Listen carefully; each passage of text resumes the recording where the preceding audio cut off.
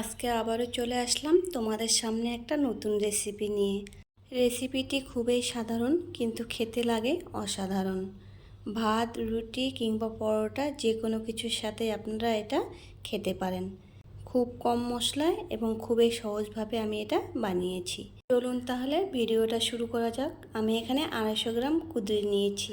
কুদরিগুলোকে আমি দুই সাইড দিয়ে কেটে 4 টুকরো করে এভাবে লম্বা করে কেটে নিয়েছি। সাথে একটা আলুও কেটে নিয়েছি। এবার একটা কড়াই গরম করে দিয়ে দিলাম তেল। তেলটা গরম হয়ে গেছে। এবার ফোড়নে দিয়ে দিলাম গোটা দুটো শুকনো লঙ্কা আর দিয়ে দিলাম একটুখানি কালো জিরে। শুকনো লঙ্কা আর কালো জিরেকে একটু ভালো করে ভেজে নেব। এরপর দিয়ে দিলাম 1 চামচের মতো আদা রসুন বাটা।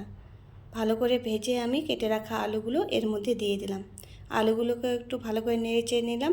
এবার দিয়ে দিলাম একটা টমেটো কুচি, দিয়ে দিলাম পেঁয়াজ কুচি, এরপর দিয়ে দিলাম কেটে রাখা কুদরি। সব কিছু একটু ভালো করে নেড়ে চেড়ে নিব। এখন এর মধ্যে দিয়ে দেব 1 চামচ হলুদ গুঁড়ো, 1 চামচ জিরে গুঁড়ো, 1 চামচ লাল লঙ্কার গুঁড়ো আর দিয়ে দেব স্বাদ মতো লবণ। এবার সব কিছু আমি ভালো করে মিশিয়ে নেব। এখন এর মধ্যে একটু জল দিয়ে দিলাম। সব কিছু আবার একটু ভালো করে নেড়ে চেড়ে নেব। এখন আমি একটা ঢাকনা দিয়ে 5 মিনিটের মতো ঢাকা দিয়ে রান্না করে নেব। 5 মিনিট পর ঢাকনাটা তুলে নিলাম। জলটাও অনেকটা শুকিয়ে গেছে আর সব কিছু আমার ভালো করে সিদ্ধ হয়ে গেছে। এখন আমি এটাকে ভালো করে কষিয়ে নেব। একটু সময় ধরে ভালো করে কষিয়ে নিতে হবে।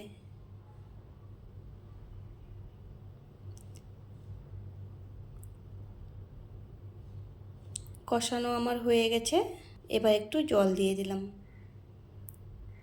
আবারও ভালো করে নেড়েচেড়ে 2 মিনিটের মতো ফুটিয়ে নেব। 2 মিনিট পর দেখুন ঝোলটা ভালো করে ফুটে গেছে আর অনেকটাই শুকিয়ে গেছে। এবার নামিয়ে নিচ্ছি। এভাবে বানিয়ে আপনারা ভাত, রুটি কিংবা পরোটা যে কোনো কিছুর সাথে খেতে পারেন। ভিডিওটি ভালো লাগলে লাইক, কমেন্ট, শেয়ার করে পাশে থাকবেন। সম্পূর্ণ ভিডিওটি দেখার জন্য অসংখ্য ধন্যবাদ।